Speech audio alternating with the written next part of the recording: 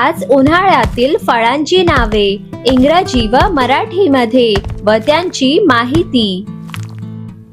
बाळांनो, हे आहे मँगो। मँगोला मराठीत आंबा म्हणतात।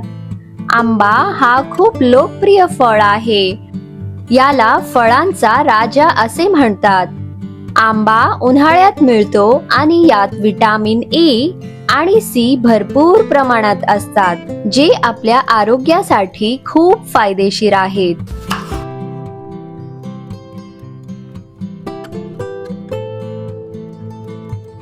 बाळांनो, हे आहे वॉटरमेलन।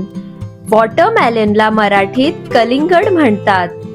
कलिंगड हे थंड आणि रसाळ फळ आहे। यात पाणी खूप जास्त असते, जे उन्हाळ्यात शरीर थंड आणि हायड्रेट ठेवते।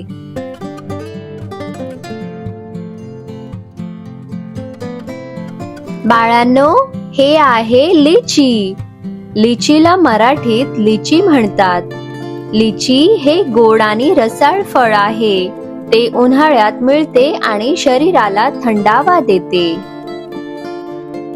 बाळांनो, हे आहे मस्कमेलन। मस्कमेलनला मराठीत खरबूज म्हणतात।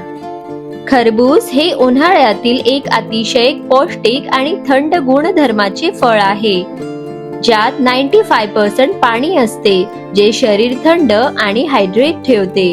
यात विटामिन ए आणि सी असतात, जे आरोग्यासाठी चांगले आहेत। बाळांनो, हे आहे पपाया। पपायाला मराठीत पपई म्हणतात। पपई हे गोड, मऊ आणि पौष्टिक फळ आहे। ते पचनासाठी खूप चांगले असते आणि पोट साफ ठेवण्यास मदत करते।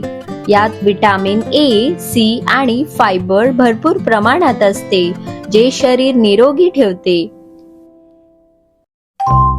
So friends, thanks for watching.